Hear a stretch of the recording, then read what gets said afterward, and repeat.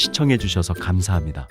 저는 얼마 전 아버지를 먼저 보내고 홀로 남은 엄마와 요양병원에서 함께 지내고 있습니다.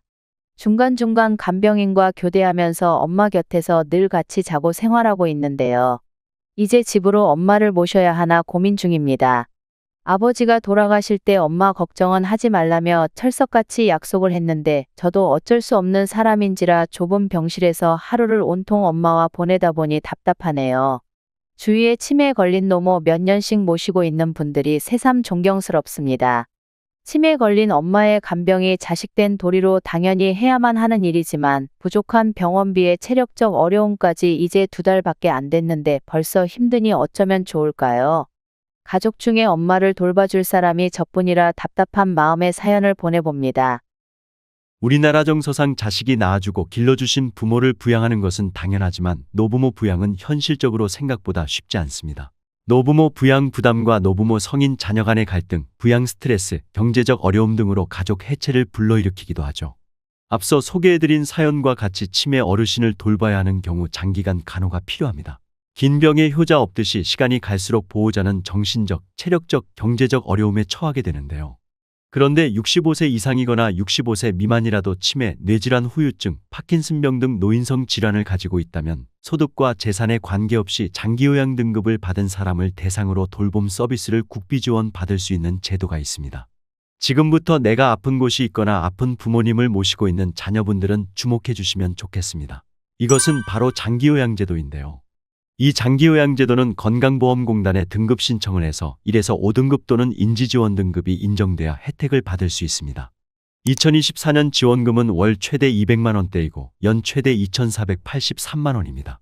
결코 작지 않은 금액인데요.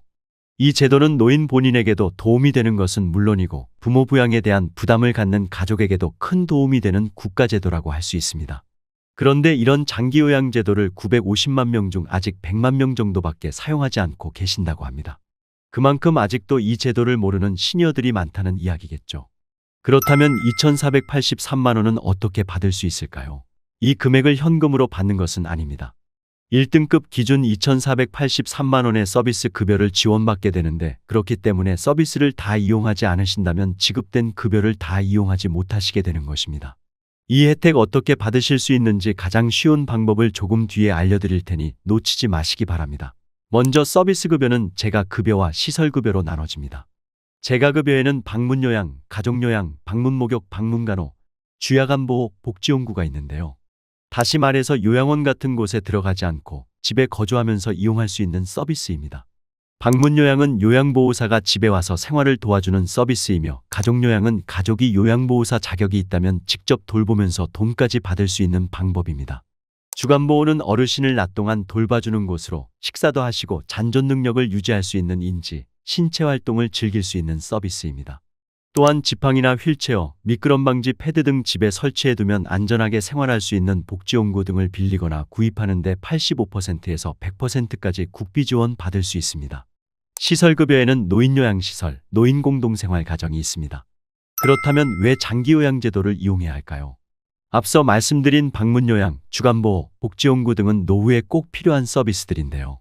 지원이 없더라도 내 돈 들여 이용해야 하는 서비스를 요건에 맞는다면 국가에서 지원을 해주는 것이기 때문에 노후에 나는 어떻게 생활해야 할지, 또 내 자식이 아픈 나 때문에 부담되지 않을지 이런 노후 준비에 대한 여러 가지 걱정이 많이 줄어들게 되는 것입니다. 자식 입장에서도 연세가 있으니 부모님을 잘 모시고 싶어도 여건이 안 되는 상황에서의 부담감이나 부모님에 대한 죄송함을 덜 수 있는 것이죠. 국비 지원이 많이 되지만 사람마다 조금씩 본인이 부담해야 하는 금액인 본인 부담금이 생길 수 있는데요. 국가에서 100에서 85%까지 지원해주고 본인이 부담하는 비율이 0에서 15%가 되는 것인데 이는 건강보험료를 얼마나 내는지에 따라서 달라집니다. 소득 수준에 따라 다르다고 생각하시면 이해가 쉬울 것 같습니다. 그렇다면 실제 이용 금액을 한번 따져보겠습니다. 4등급의 본인 부담률 9%인 사람을 기준으로 방문요양은 하루 3시간씩 20일을 이용하면 월 5만 원대, 주간보호는 하루 8시간씩 20일을 이용하면 월 9만 원대가 나옵니다. 기초생활수급자의 경우 완전히 무료입니다. 개인마다 본인 부담률은 다르지만 많은 부분을 국가에서 지원해주고 있기 때문에 큰 부담이 되지 않도록 운영되고 있습니다. 따라서 등급을 받을 수 있는 분들이라면 꼭 놓치지 않고 챙기는 것이 이득인 것이죠. 또한 장기요양 등급은 하루라도 빨리 신청하시는 것이 좋은데요. 그 이유는 앞으로 노인 인구의 증가로 등급받는 것이 더욱 어려워질 수 있기 때문입니다. 그렇다면 장기요양제도는 어떻게 이용할 수 있을까요? 먼저 절차는 이렇습니다. 1. 장기요양 등급 신청. 2. 공단 방문조사. 3. 의사소견서 제출. 4. 등급 판정. 5. 서비스 계약. 6. 서비스 제공. 아는 사람만 신청해서 받고 있는 혜택이기도 하지만 신청서를 작성해서 공단에 제출하고 서류를 준비하고 의사소견서 받고 공단을 방문하는 절차들이 비교적 번거롭기도 하고 서울 지역에서는 10명 중 2~3명 정도가 신청해도 혜택을 받지 못하는 경우도 있다고 합니다. 이처럼 혼자서 준비하다 보면 놓치는 부분이 있기 때문에 가장 중요한 등급 신청에 있어서는 꼭 도움을 받는 것이 좋겠죠. 등급 신청을 가장 쉽게 할 수 있는 방법은 케어링 등급 신청 상담을 이용하는 것인데요. 케어링에서는 등급 신청을 어려워하시는 분들을 위해 무료로 상담을 도와드리고 있습니다. 뿐만 아니라 서류 준비와 의사소견서 작성을 비롯해 좋은 센터를 찾는 모든 과정을 다 무료로 함께하며 전국 어디서나 무료 방문 상담도 해드린다고 합니다. 더 좋은 것은 10년 이상 이 분야에서 일한 요양 전문가인 담당자가 1대1로 배정이 되어서 처음부터 끝까지 세심하게 개인에 맞춰서 상담해 주는 것인데요. 아무래도 인터넷만으로 정보를 찾는 데는 한계가 있죠. 보건복지부 예비사회적 기업인 케어링은 국가에서 지원해주는 한도 내에서 어떻게 서비스를 받아야 좋을지도 전문가가 직접 조언해주기 때문에 그동안 궁금한데 어디 물어봐야 하나 답답하셨던 분들의 해결책이 될 수 있을 것 같습니다. 케어링은 이미 1만 2천 명이 이용했으며 2년 연속 소비자 만족지수 1위 업체입니다. 또 여러분이 요즘 많이 좋아하시는 정동원, 장민호가 추천하는 곳이라 더욱 믿을 수 있는 장기요양 서비스 전문 업체입니다. 등급 신청은 빠를수록 좋기 때문에 나이든 가족이 있거나 아픈 가족 혹은 부모님이 있어서 간병이 걱정된다면 1522-6585로 전화하시거나 고정 댓글에 적혀있는 링크로 들어가 보시길 바랍니다.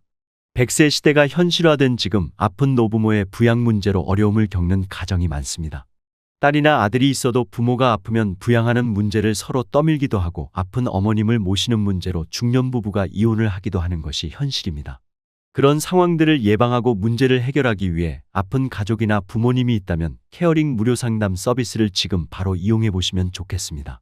오늘도 끝까지 시청해 주셔서 감사합니다.